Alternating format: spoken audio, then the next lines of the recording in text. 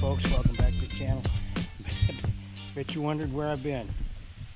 Granted, it's been 3 weeks since I did any kind of a video whatsoever, but here's the reason. The rainy season is now upon us here in Thailand, and that means a lot of rain, and it's been extremely bad this year, enough to where there's flooding all over the country, all the way down in the south, Krabi, Pattaya, Phuket, Bangkok, Kamphaeng Phet.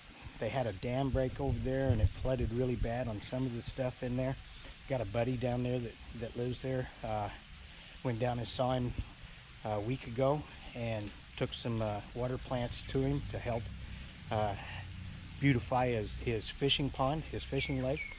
And then it flooded in Chiang Mai, and it flooded between on the highway between Chiang Mai and Chiang Mai. It flooded that, and yes, it even flooded here in Chiang Mai. Luckily, we're closer to the mountains. We're 20 kilometers north of Chiang Mai, so we're a little bit higher elevation, and the Ping River is a kilometer away from us, and it's down a lot lower than what we are right here. Not only that, we spent 3 years of the time that we were here trying to get our property to where everything flowed to one area so we could get the water off our property real easy, and it seemed to have worked pretty good. I've got one more spot that I need to work with, but let's talk about the CT125. Okay, as you can see it back there behind me, OL Diablo. Man, that thing is running fantastic, and it's the bad thing is can't go for a ride with Daniel, can't go for a ride with Robert. Daniel's been busy, and he took an extended vacation, and we just have not been able to try and get together to go riding. It's possibly going to go Friday, and if we do, we're going to shoot some video there. Robert, on the other hand, he's been out to sea for 5 months.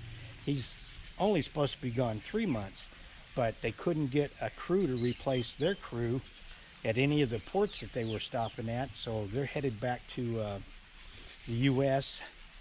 on the west coast, I believe, and then he's going to fly from there back into Chiang Mai. So he should be here the 3rd of January, and at that time, I think the three of us, once we get everything situated on the 3 bikes, got some upgrades got to do to a couple of things on the bikes. So once we get that all done, I think we're going to do a shootout on the 3 bikes, and that may be a 2 or 3 part video, because we're going to do some extensive riding on the bikes. But anyhow, what today's video is about is I've been asked what kind of tools I carry, what do I need to carry, and what happens if we have something simple like a flat tire or anything like that. If it's something major, we have people back at our houses. We don't go so far that we can't get a hold of somebody and come out with a pickup to pick us up. But if it's something simple like a flat tire and what have you, we're prepared, because I have a kit that I put together that from here on out will be on my bike no matter what. So I've taken it a few times, but didn't always remember to get it. So anyhow, let me show you what it is and what it contains. This is all the bigger the bag is for it, and this waterproof 3-liter bag. The beer doesn't, the phone goes in my fanny pack, so it's I always carry the phone with me. I take a lot of pictures with it. But anyhow, let me show you the stuff I've got on here.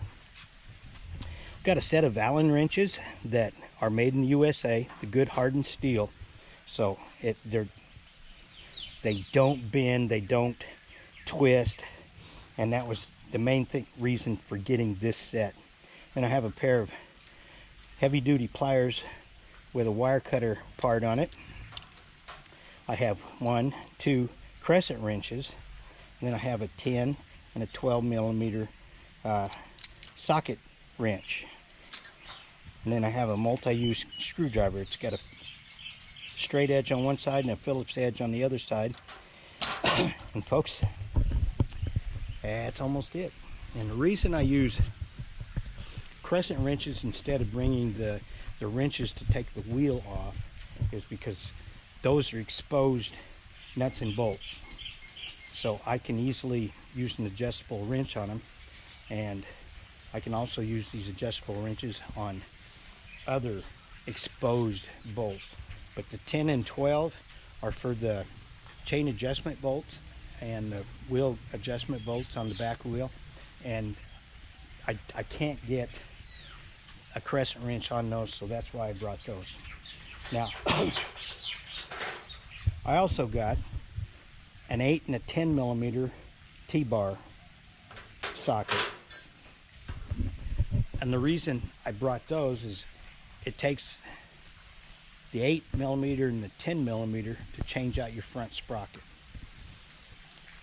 And normally I don't carry the sprocket, but if I was going on an extended trip, I would carry a sprocket with me, plus a chain, plus a rear sprocket. Okay, but I don't have the sprockets in here. But if I need to go in there and tighten up the bolts on the sprocket or make some adjustments to it, I've got them. So anyhow, carry a tube, carry tire irons, 3 of them, and this little puppy, which is my tire pump.